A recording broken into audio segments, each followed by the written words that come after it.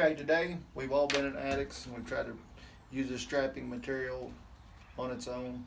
We've used various options. We put in cardboard boxes. Just nothing seems to work. And I was in the hardware store today and we've seen sheet rockers work. They use a contraption like this. It's designed to hold their taping or their tape for their drywall stuff. But the problem is if we want to use it for the strapping for our heat and air stuff, well, this part here is too big. So we got to make it work. So I went and got a piece of inch and a quarter hard tubing at the hardware store and a couple of caps. So let's get started.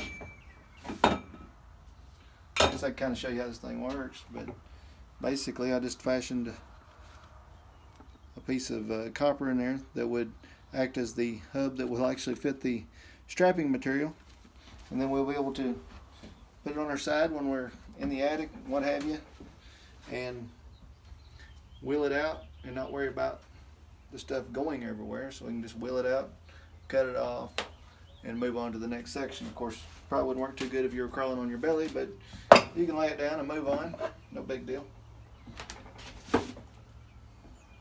So let's get started. You're gonna need this. In my case, I need an inch and a quarter piece of pipe. Just like I said, you can pick this up at your local home center. And 2 caps.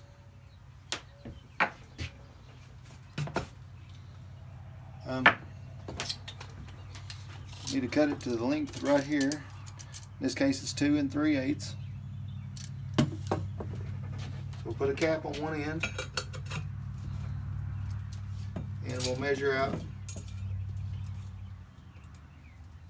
Now, what we got to allow for is if we put a cap on the other end, there's going to be some extension there.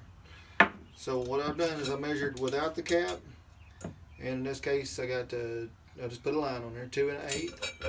Then when I put the cap back on, 2 1/4. So that means I gain 1/8 of an inch. I need it to be 2 3/8. So it means I need to cut my pipe to 2 1/4. So when I add the other cap on this end, it'll then be 2 3/8. So I'm gonna go ahead and cut this pipe off at 2 1/4, and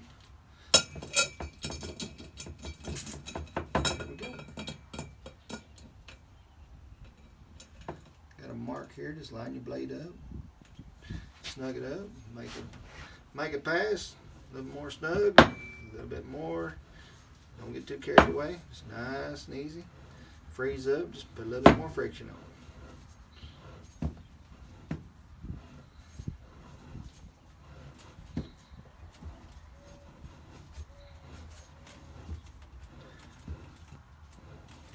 Now, 2 1/4 was measured with the cap on this end. Just keep that in mind.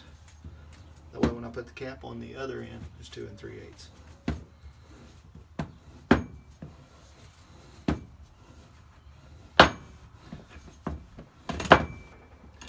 And there we go.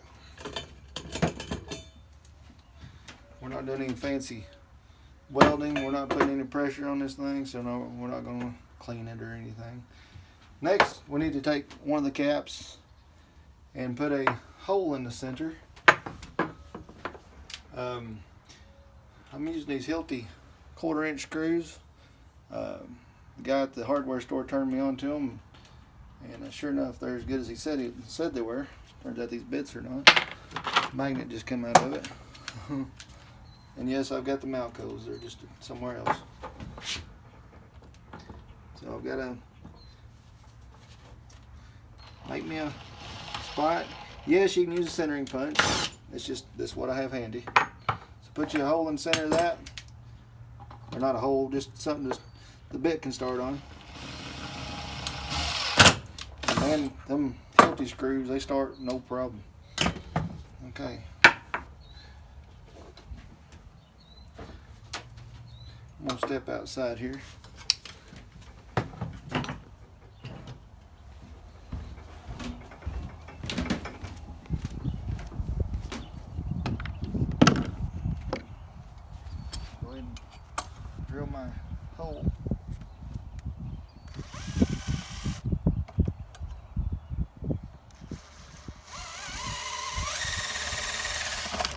want this hole to fit my screw as snugly as possible.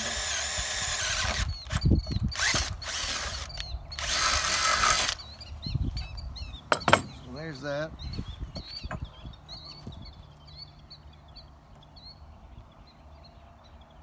Be extra careful when you're using your drill. Start it slow. This copper, so it's going to go right through it.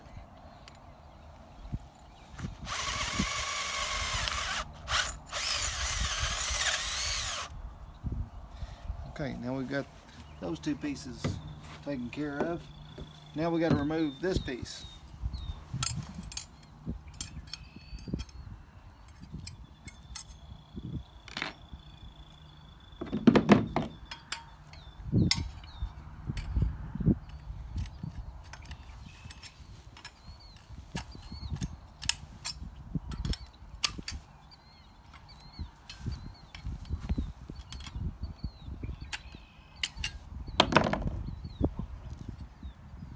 Again, wear gloves when you do this stuff. Be extra careful.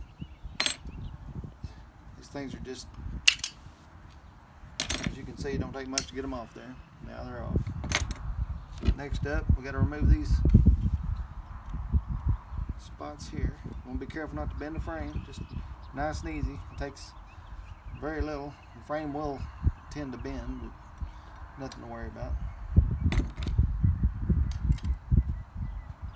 See, I just bent the frame.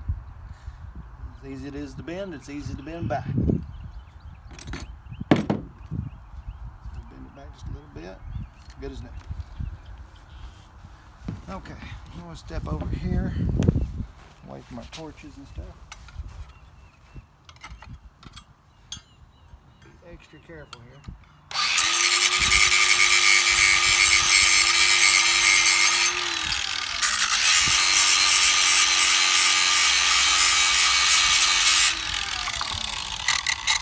Want it to be smooth as possible.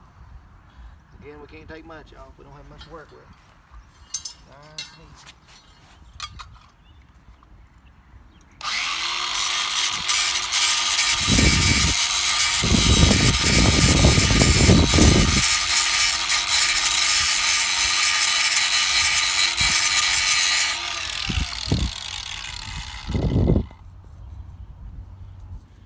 That'll work.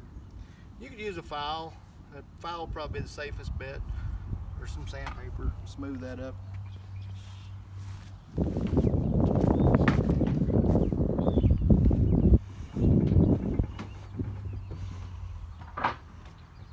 Next up, we're going to step out to the torch. We got our piece of copper that we've cut off to the proper size, we hope. And we have to use some sandpaper to clean that dude up.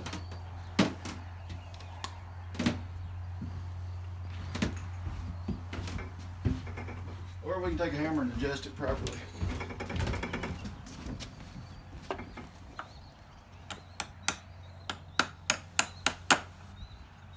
Make sure it's all the way back. Just got a little piece of metal sticking out here.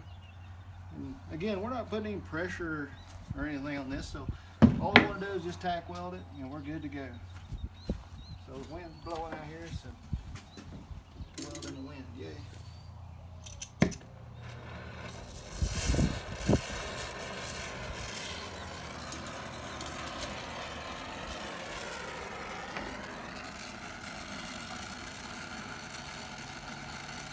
You don't have to use silver, it's just all I have available right now. I think it's 15%. As you can see, I don't have a good flame. We got a good flame now, we're rocking.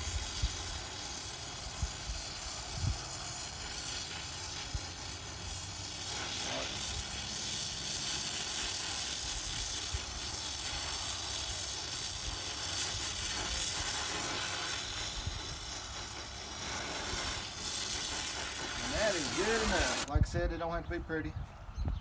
You know, no pressure. Don't have refrigerant or nothing in it. This is very hot. Don't touch it. Got a wet rag. It'll help get some of that soot off of it as well. Again, there's no need in using silver on this. A low Just regular solder for water line will be fine. We don't need it to be stronger than the frame that holds it. Cool this dude down. Again, this can be very hot, so don't touch it with your hands, your bare hands anyway. Use a wet cloth or a water hose or whatever else you can find.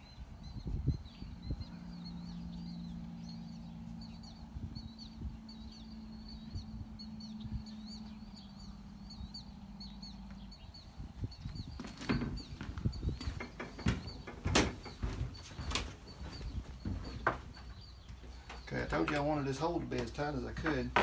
Got this little screw. Guess you could call it a 1/4 inch. Kind of a carriage bolt. It's got a head on it. So we're able to use a screwdriver.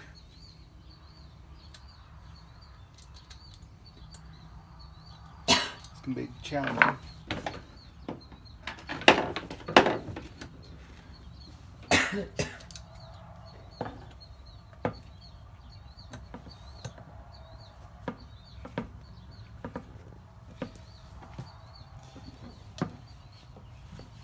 Somebody may already manufacture these things, I'm not sure, but just something I thought of while I was in the hardware store today.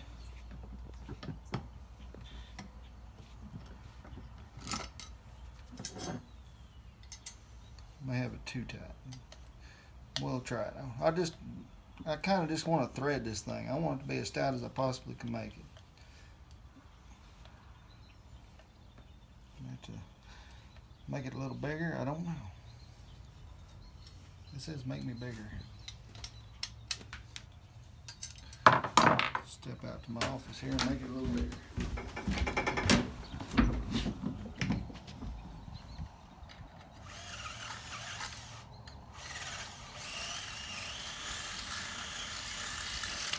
And don't get too carried away. We don't want those. I don't want to be too sloppy.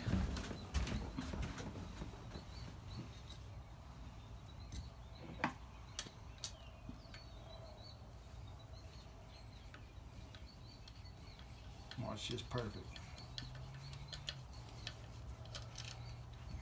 We'll start this in. So we cut the hole in. Of course, again, we're going to kind of thread this thing too. But this is a lot softer, or at least should be.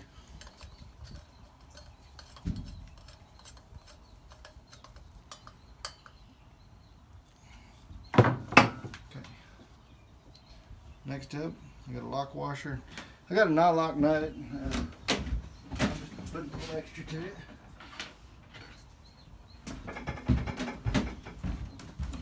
So in order to get it down to that screw in there, I'm just going to hold this lock washer up with my hand and just drop it down right on it.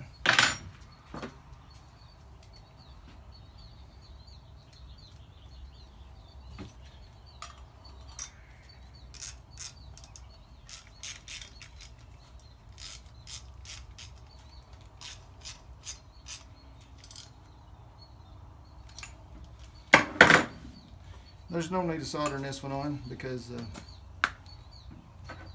when you put your roll on there and put this lock rod back in, it'll work perfectly. I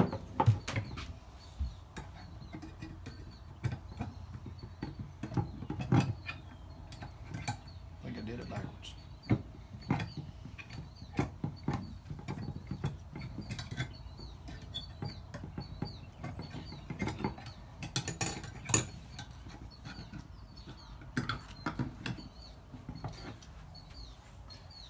Voila, there you go. There you have that will help us out immensely in the attics when we're crawling up on the joists and stuff, and just free up another hand where we can have this stuff handy, cut it with a pair of scissors and attach it accordingly. So thanks for watching. Like, subscribe.